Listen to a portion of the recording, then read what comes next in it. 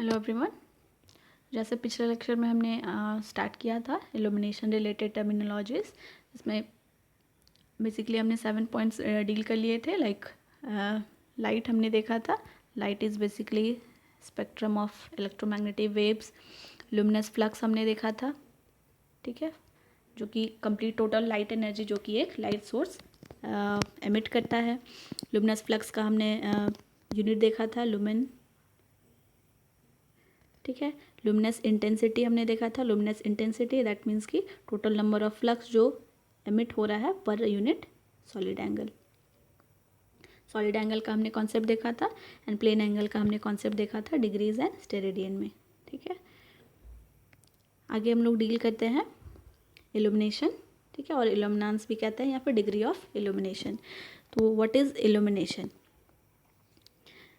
ठीक है। तो अब अगर हमारे पास हमने एक बल्ब ग्लो कराया है, ठीक है, अपने वर्किंग सरफेस, हमें किसी एक टेबल पे वर्क करना हो, सपोज हमारे पास एक प्लेन है, वर्किंग प्लेन, ठीक है। हमारे पास एक लाइट सोर्स है जो कि लाइट एमिट कर रहा हूँ। तो हमारे पास जो लाइट सोर्स होता है वो ऑल डायरेक्शन में थ्री डायमेंशनल में सारे डायरेक्शन में लाइट एमिट करता है, ठीक है। बट हमारे पास जो वर्किंग प्लेन है ये एक पर्टिकुलर एरिया कवर कर रहा है, ठीक है। अब यहाँ से अगर हमें इल्यूमिनेशन लेवल या फिर इल्यूमिनेंस या डिग्री ऑफ इल्यूमिनेशन को डिफाइन करना हो तो टोटल नंबर ऑफ फ्लक्स, ठीक है, इस सोर्स में से फ्लक्स रेडिएट हो रहा है, लुमिनस फ्लक्स रेडिएट हो रहा है, तो टोटल नंबर ऑफ फ्लक्स जो कि इस वर्किंग प्लेन को कवर कर रहा हो, ठीक है। सिंस ये जो लाइट सोर्स है ये सारे डायरेक्शन में लाइट एमिट कर रहा है, बट नंबर ऑफ फ्लक्स जो कि कहाँ पे आ रहा है, इस वर्किंग प्लेन पे स्ट्राइक कर रहा है, that is known as illumination level और इल्यूमिनेंस और डिग्री ऑफ इल्यूमिनेशन। उसको हम लोग फॉर्मूला वाइज लिख सकते हैं। इल्यूमिनेशन ई से, ई लेटर से हम यहाँ पर डिनोट करते हैं टोटल फ्लक्स जो कि हमारे वर्किंग प्लेन पे आ रहा है, ठीक है। तो टोटल नंबर ऑफ फ्लक्स पर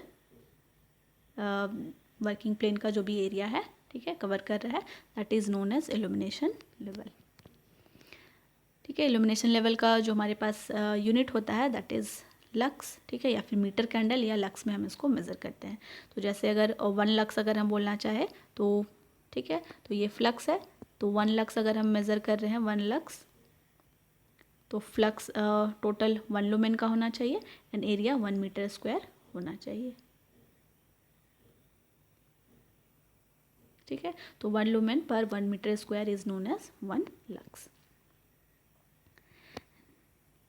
ठीक है। Next is relation of flux and foot candle. अगर हम देखें तो 1 lux is equal to 0.093 foot candle होता है। नेक्स्ट पार्ट जो हम यूज़ करेंगे न्यूमेरिकल्स में भी हमारे पास ये टर्म आएगा MHCP, that is mean horizontal candle power. तो कैंडल पावर जो हम मेज़र कर रहे थे दैट मीन्स कि ये लुमिनस इंटेंसिटी, ठीक है, लुमिनस इंटेंसिटी को हम कैंडल पावर में मेज़र करते हैं। तो लुमिनस इंटेंसिटी क्या था हमारे पास, total flux per unit solid angle, ठीक है। तो पर यूनिट सॉलिड एंगल जितना टोटल नंबर ऑफ फ्लक्स था वो candle power, total candle power कहला रहा था, ठीक है। एंड कैंडल पावर किसका होता है, दैट मीन्स कि एक लाइट सोर्स के लिए हम कैंडल पावर, दैट मीन्स कि उसका कितना एबिलिटी है कि वो कितना फ्लक्स रेडिएट कर सकता है, कितना लाइट एनर्जी रेडिएट करता है। तो उसी पावर, उसी एबिलिटी को हम कैंडल पावर में मेज़र करते हैं ऑफ द लाइट सोर्स, ठीक है। तो मीन हॉरिजेंटल कैंडल पावर क्या हो जाएगा, तो ये हम लोग डिफाइन करते हैं एक पर्टिकुलर सोर्स के लिए, ठीक है। तो it is defined as the mean of the candle power in all direction in the horizontal plane containing light source of light.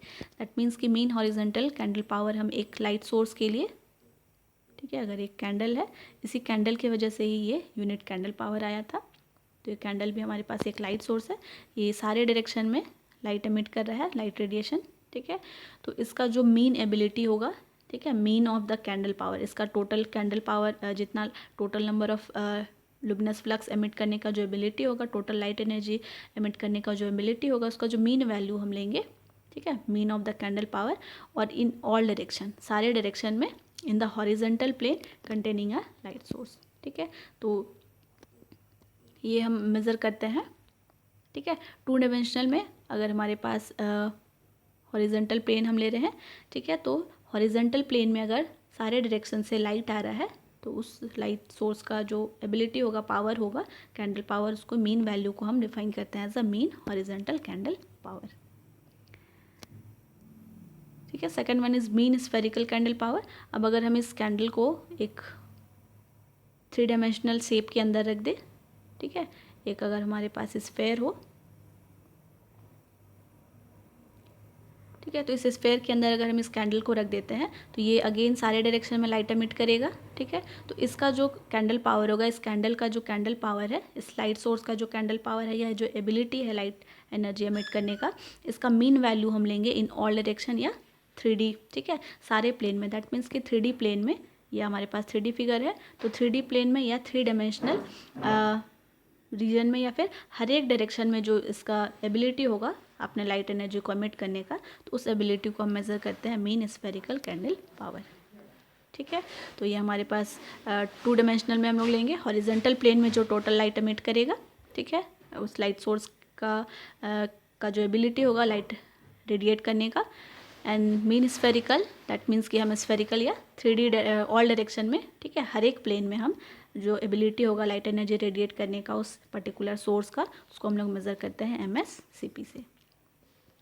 Third one is mean hemispherical candle power. ठीक है, तो ये हमारे पास MHSCP होता है, ये हमारे पास हॉरिजेंटल प्लेन भी हम कंसिडर करेंगे, एंड हेमिस्फेयर, दैट मीन्स कि हमारे पास 2D as well as 3D दोनों होगा।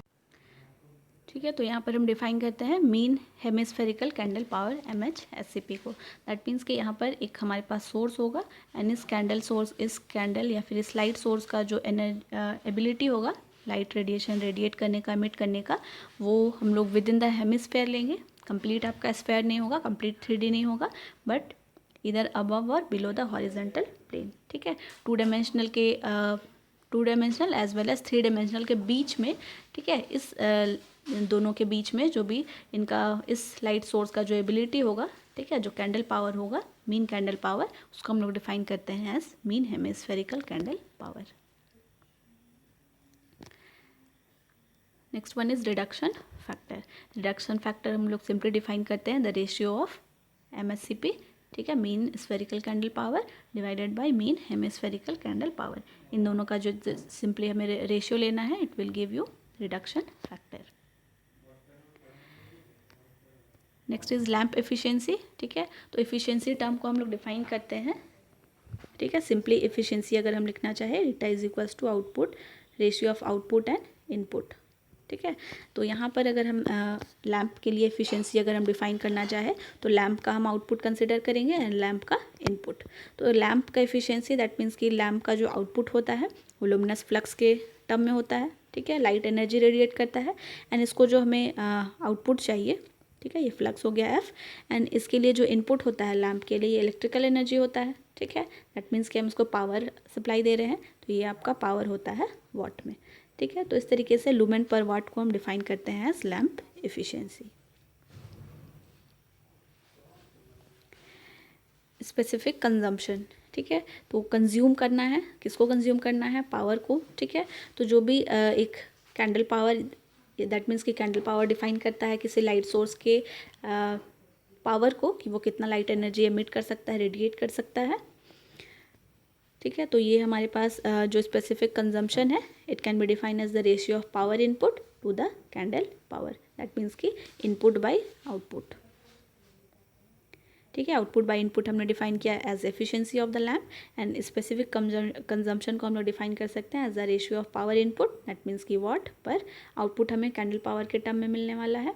ठीक है, एवरेज कैंडल पावर, तो यहाँ पे हम, ठीक है, तो ये हम वॉट पर कैंडेला जो हमें मिलेगा, this is specific consumption. Next one is brightness और लुमिनेंस। ठीक है, तो ब्राइटनेस अगेन हम लेवल ऑफ जो इल्यूमिनेंस होता है, या फिर इल्यूमिनेशन लेवल जितना ज़्यादा होगा, ब्राइटनेस हम उतना ज़्यादा फील करेंगे। ठीक है, तो ये भी आपका डिफाइन होता है कैंडेला पर metre square. Brightness, that means कि हमारे वर्किंग प्लेन का एरिया अगर A है, तो इसके जो पर यूनिट एरिया पे जो नंबर ऑफ फ्लक्स यहाँ पर एमिट होगा, रेडिएट होगा, ठीक है, स्ट्राइक करेगा, that is defined as the brightness और लुमिनेंस। ठीक है, तो यहाँ पर हम ऑल्सो कैंडेला, ठीक है, कैंडेला दैट मीन्स की इंटेंसिटी। तो इंटेंसिटी यहाँ पर कितना ज़्यादा है पर यूनिट एरिया पे, ठीक है, लुमिनस इंटेंसिटी हम मेज़र करते हैं कैंडेला में, एंड ये आपका पर यूनिट एरिया है, ठीक है, that is in will be in metre square. तो कैंडेला पर मीटर स्क्वायर हम मेज़र करते हैं as the brightness of the light source, ठीक है। पर यूनिट एरिया में जितना इंटेंसिटी होगा, ठीक है, लुमिनस इंटेंसिटी जितना ज़्यादा होगा तो ब्राइटनेस हम उतना ज़्यादा फील करेंगे। नेक्स्ट वन इज़ ग्लेयर, ठीक है। तो ग्लेयर एक्चुअल में ब्राइटनेस की तरह ही होता है, बट ब्राइटनेस से कहीं ज़्यादा, ब्राइटनेस हमें एक पॉजिटिव फीलिंग देता है, बट ग्लेयर ये हमारे विज़न को या आई को, ठीक है, इरिटेशन या कंफर्ट फील कराता है। दैट मीन्स कि हम एक अगर ग्लेयर बहुत ज़्यादा हो तो हम किसी ऑब्जेक्ट को ईजिली व्यू नहीं कर सकते हैं, ठीक है। इसका एग्जांपल हम ले सकते हैं कि सन जो हमारे पास है, ठीक है, तो इस सन से जो भी रेडिएशन आता है, इस रेडिएशन को आप डायरेक्ट ओपन आई से नहीं देख सकते हो, ठीक है, क्योंकि यहाँ पर ग्लेयर बहुत ज़्यादा होता है, ये हमारे आईज़ को डिस्कम्फर्ट फील कराता है, इंटरफेयर करता है, ठीक है। तो ये आई फटीग की वजह से, ठीक है, ये ग्लेयर, ठीक है, ग्लेयर की वजह से आई फटीग काउज होता है, ठीक है। दैट मीन्स कि ब्राइटनेस का बहुत ज़्यादा लेवल हो जाना, that is known as glare. Next is space to height ratio. Space and height ratio को हम डिफाइन कर सकते हैं as the ratio of horizontal distance between two adjacent lamps and mounting height of lamp from the working surface. तो यहाँ पर हमारे पास ये वर्किंग प्लेन है, ठीक है। तो इस वर्किंग प्लेन से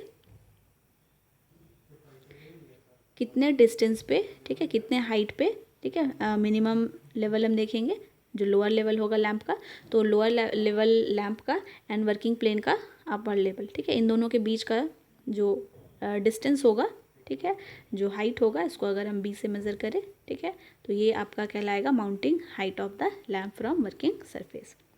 and horizontal distance between to lamps, ठीक है, ये सिंपली हम लोग हॉरिजेंटल डिस्टेंस मेज़र करेंगे।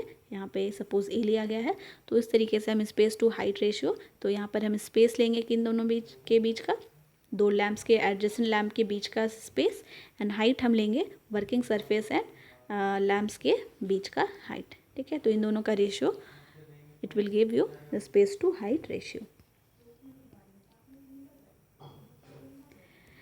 Next one is utilisation factor. तो जैसे हमको यहाँ से नेम से पता चल रहा है यूटिलाइज कितना होगा, ठीक है, तो यूटिलाइज हमें किसका करना है, ऑब्वियसली लुमिनस फ्लक्स का, ठीक है। तो लुमिनस फ्लक्स को हम यहाँ पर यूनिट लुमेन है, ठीक है, तो नंबर ऑफ कितना लुमेंस जो है वो वर्किंग प्लेन पे आ रहा है एंड एक्चुअली में कितना प्रोड्यूस हुआ था, यानी कि टोटल में से हम कितना यूटिलाइज कर पा रहे हैं, ठीक है, that will give you the utilisation factor. तो इस तरीके से हम यहाँ पर यूटिलाइजेशन फैक्टर को डिफाइन करते हैं, the ratio of lumen received on the working plane and actual lumens produce by lamp, यानी कि टोटल जितना फ्लक्स आया था उस फ्लक्स में से हम कितना रिसीव कर पाए अपने वर्किंग प्लेन पे, ठीक है, क्योंकि जो लैम्प होगा ये हर एक डायरेक्शन में लाइट एमिट कर रहा है, सारे डायरेक्शन में, ठीक है, बट कुछ ही अमाउंट ऑफ फ्लक्स होगा जो हमारे वर्किंग प्लेन पे स्ट्राइक करेगा, ठीक है। तो ये वाला जो पार्ट है ये, ठीक है, ये वाला जो पार्ट है ब्लू वाला पार्ट, इस पार्ट में जितना नंबर ऑफ फ्लक्स होगा, जितना लुमेन होगा डिवाइडेड बाय ये टोटल, ठीक है, तो जब हम करेंगे तो हमें मिलेगा utilisation factor. Next is maintenance factor, ठीक है, मेंटेनेंस फैक्टर भी सिंपली हम रेशियो निकाल सकते हैं इस तरीके से, illumination in normal working condition divided by illumination when everything is perfectly clean. तो समटाइम्स ऐसे होता है कि बहुत लॉन्ग टर्म यूज़ के बाद बल्ब पे, ठीक है, लैम्प पे डर्ट आ जाए, डस्ट आ जाए, स्मोक आ जाए, ठीक है, या फिर उसका जो इल्यूमिनेशन लेवल हो कम हो जाए, या फिर जो हमारा वर्किंग प्लेन है उस पर डस्ट डर्ट आ जाए, तो इन सभी की वजह से भी जो ब्राइटनेस है, जो इल्यूमिनेशन लेवल है वो अफेक्ट होता है। तो इन दोनों का जब हम रेशियो हम निकालते हैं, दैट मीन्स कि illumination in normal working condition, यानी कि अभी हमने कुछ भी क्लीन नहीं किया है अपने वर्किंग सरफेस को, वो जैसा है उसी कंडीशन में हम उस पर वर्क कर रहे हैं, and divided by when everything is perfectly clean, that means कि हमारा वर्किंग सरफेस भी क्लीन होगा एंड बल्ब के ऊपर भी किसी भी तरीके का कोई डर्ट जमा ना हो, ठीक है। तो इस केस में, ठीक है, ये हम न्यूमरेटर पार्ट में लेंगे। तो इन दोनों का रेशियो जब हम निकालते हैं it will give you the maintenance factor. Next is depreciation factor. तो so depreciation factor is just the inverse of maintenance factor. ठीक है, दैट मीन्स कि जब everything is perfectly clean divided by under normal working condition. ठीक है, तो इन दोनों के बीच जब हम इल्यूमिनेशन लेवल का रेशियो निकालेंगे it will give you the depreciation factor.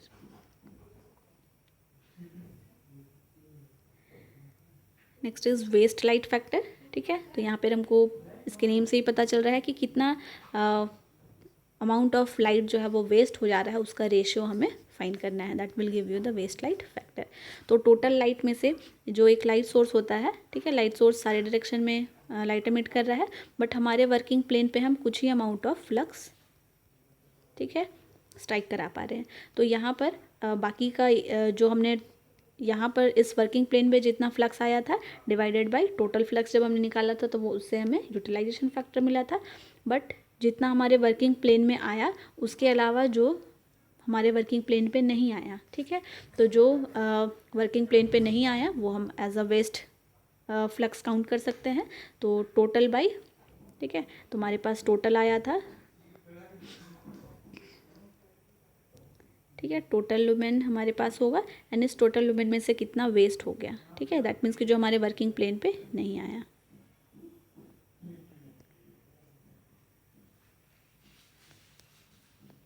ठीक है, तो ये हम वेस्ट लुमेन कैसे निकालेंगे, टोटल लुमेन में से यूटिलाइजेशन फैक्टर जो होगा, ठीक है, उसको अगर हम माइनस कर दें, ये यूटिलाइज जो हमारे पास फ्लक्स है वो अगर हम माइनस कर दें तो हमें वेस्ट लुमेन मिल जाएगा एंड इन दोनों का रेशियो हमें मिलेगा वेस्ट लाइट फैक्टर.